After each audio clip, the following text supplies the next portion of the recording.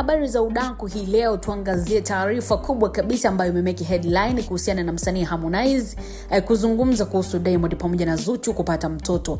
Awajibu wanaosema kwamba kwa nini hakwenda kumuona mtoto.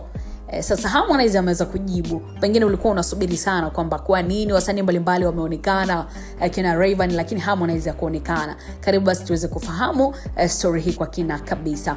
Huyu ni msanii wa muziki wa Bongo Flava Harmonize ambaye amezungumza kuhusu masuala mbalimbali yaliokuwa yakizungumzwa na mashabiki, ikiwemo pia uhusiano wake wa zamani na Kajala Masanja pamoja na taarifa za Diamond Platnumz na Zuchu kupata mtoto.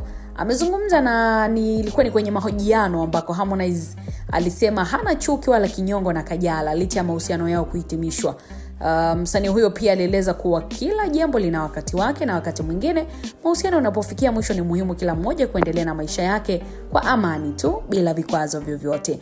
Lakini pia anasisitiza kuwa kwa sasa hivi ameamua kiukweli kuelekeza nguvu zake zaidi kwenye kazi ya muziki na maendeleo yake binafsi, huku akimwombea kila heri Kajala katika maisha yake ya sasa. So mbali na hilo pia bwana mkubwa Harmonize aliweza kutoa pongezi kwa Diamond pamoja na Zuchu kufuatia taarifa za kupata mtoto.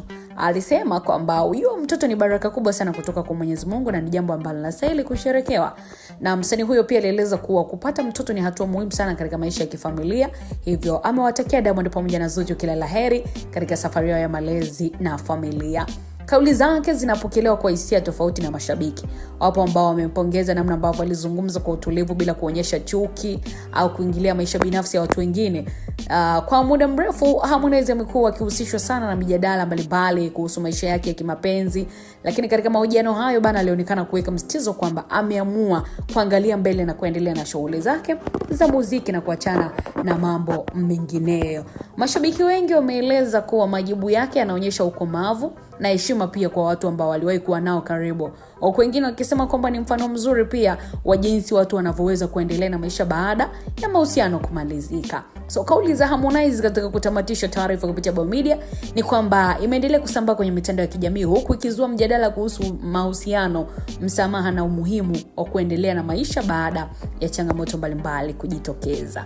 Umepokea vipi kile ambacho amekizungumza Harmonize, ikiwa nawe pia ni miongoni mwa mtu ambaye alikuwa akisubiri kuona hitimisho ama tamati ya Kajala na Harmonize ilikuwa ni ipi, lakini pia kwa nini Harmonize kuonekana hospitalini kwenye kumpongeza bibi ya Zuchu? Tumekuja na majibu kama Bao Media. Wewe na wakati mwema mpaka wakati mwingine.